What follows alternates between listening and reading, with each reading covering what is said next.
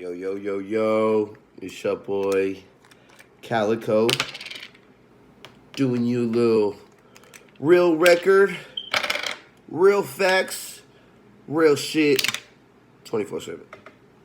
All day, every day. That's how we do it. So, this is going to be my YouTube channel where I let y'all know what I like, what I don't like, what's real out there, what's not real out there. All in my opinion, of course. But, I have to be real about this. And that is the whole point behind this channel now. Because, see, the Wii game is going to need a spokesperson. It's going to need a spokesperson. That's all I started thinking about. What's the Wii game going to need? It's going to need a spokesperson. So who's going to be that person? I don't know. But I think I'd be a good person for it. Why is that?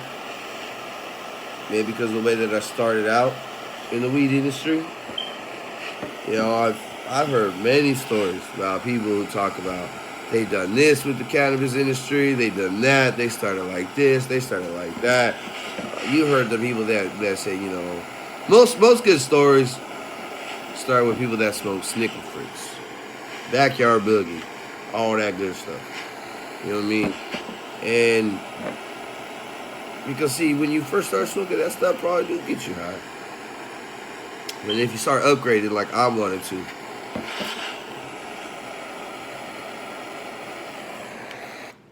things change.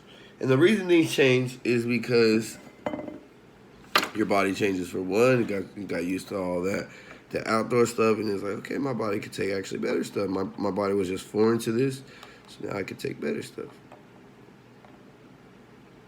And I remember when I moved on to Daps. I don't know if it gives you a good look. It's so diamondy. It's beautiful.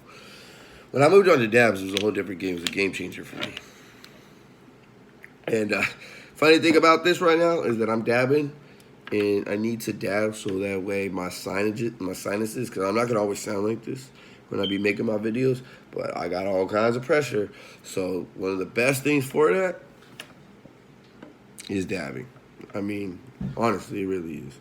I only took 2 dabs yesterday, and I felt 2 times better, 100 times better. So here you go. Cheers.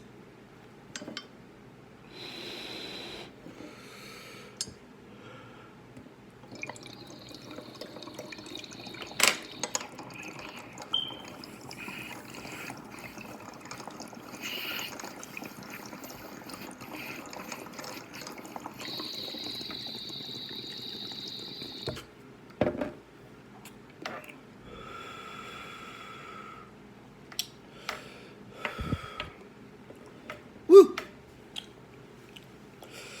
Beautiful day. Now, see, the funny thing about this is that I don't know which one is which. One of these is marmalade, and one of them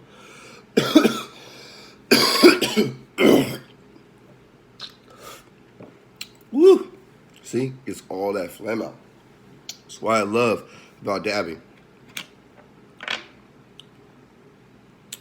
And one of them is my bad, strawberry banana. So one of them marmalade, one strawberry banana. And I can't taste for nothing right now. So I don't know what I'm hitting. All I know is that it's breaking up this film, and I feel a lot better. My head, everything. So, let me get back to what I was saying about the people that started with their stories. My story, I probably smoked 5 times, handful of times growing up. The first time I smoked was when I was 12 years old. 13 years old. I smoked when I was 13 years old on my way to school. Didn't really do nothing to me, to be real with you. A couple months down the road, had a friend, blazed it with him. That was my true effect. I talked about I felt 1,000 pounds heavy, but yet I was still pushing myself. You know what I'm saying? Because I used to skateboard a lot back in the day. So, other times after that was like with my family and things like that. So when I turned 18, I moved out of my parents' house, and I started to go do my own thing. I learned about weed, and I was fortunate to have somebody that, as a kid, was just smoking weed his whole life. So by the time he was already older, he was already learning how to grow it, wanted to grow it, did grow it, and grew some fire stuff. So I'm smoking indoor. When I get into the game, I'm smoking indoor, and I'm talking fire indoor. We talking Buzz for Life on Friday. The Fruity Pebbles you used to get out there, that was my brother-in-law right there. Telling y'all, right there, Fresno, California, 559. The Fruity Pebbles you used to get out here in the 559 that came from the Bay, from the nigga Red. That's what's funny. Is I used to have a nigga named Red. Now my girl got a nigga named Red that she goes to as a connect. It's so funny how people want to call themselves Red. But anyway, so I can lace you with game. I didn't been taught how to grow this shit. And the only thing that I fucked up on was that I just didn't invest the time into it until later on down the road. So everything went down with them, right, where I'm starting to smoke some indoor. And then this man makes oil. He learned how to make oil. That's when oil started becoming popular. They started lacing the joints with oil. And, man, you was getting 20 times higher. Smoking half the blunt, high as fuck. I'm telling y'all, I could put y'all on the game that y'all niggas was missing out on. But every time, I just acted normal about it. I still show mad love. I had that tree, I would get that tree. Tanner G. I'm probably one of the reasons why Grams came to Tanner Graham. Because I seen the money that was in it. I was like, okay, this is what this costs, what that costs. Tanner G. Tanner G. That's the whole point of using the plants. You make a certain amount of plants to pay the bills, and then you use the other ones to flip, and you use the other ones to smoke. Come on, man. This ain't the first rodeo, man. And a lot of y'all cats don't know that. But you know who do know that? The ones that has been growing up in the game. And I never hated on another man's hustle. The only thing I dislike is when they put greed over respect. Because to me, it's greed under respect, just like I was money over bitches, nigga. You know what I'm saying? And you have to understand that it's not women, right? It's bitches. So don't confuse my words. Don't get, sensitive on the channel, because this is an explicit channel. We finna get real. I told you, real in this motherfucker. So that's how I started out, really. When I was 18, I started smoking that indoor, and then with the oil-laced blunts, all that, my lungs was used to just grade A. So every time I go kick with the homies, they smoke some Bammers, man, I'm good, I'm straight. I was just better off smoking by myself. Changed the game a little bit. When I came back, I met the homie who was like, hey, man, come to show with me. This is why I started getting the hookups on these little dabs right here, because y'all will pay $60, $80, $100 a gram for this stuff, and I get it. The necessity is there, but it's not worth it, man. I'm telling you. If people really care about the love that they say that they have for this game, because for me, like when I started growing weed, it was straight passion, man. I had a passion for it. Up 5 o'clock in the morning, waiting for the sun to be shining on my plants, so that way I could get out there, start trimming, look at them, keep the bugs off of them. And I was out there every day. That's why the grasshoppers had a hard time, getting on my plants. If I would have just ignored it, the grasshoppers would have ran right through my plants. But I was out there every day, because you have to have a passion for this shit. And the reason, and the way that I learned my passion was simply YouTube. I would watch YouTube videos of men that talk about hours on end about how they ran away from society, ran and got a field and became basically homeless, it seemed. But they had all the essential needs that they had because they had a garden. They didn't just have a weed garden, man. Come on, man. Think smart, man. And even if they did just have a weed garden, like some of them do in these other countries where they just have the weed garden because they know they're going to sell it and they know they're going to make money off of it and then to be able to go and get the stuff that they need for their family. You know what I'm saying? So, man, this weed got me going. And I can't taste it. It pisses me off. I can't taste it. But, yeah, good dab right there. I'm only going to try to keep these videos about 15 minutes long. Spit some real shit to you for 15 minutes. Let me get back to anything like I was saying. So all these people that's coming up with the game and everything, I started coming to these shows and I started getting this stuff. And I realized, okay, some people are about, making some good product and having good product all the time. A lot of people ain't. A lot of people, they just want to get their toes in the game because they know there's billions to be made. Billions. Billions of dollars to be made. If you know how to successfully run some shit, you will become a millionaire in the weed game. You will. There are already millionaires in this weed game, and I'm not saying that they don't deserve it, because anybody who puts in the work always deserves the benefits and will reap those benefits.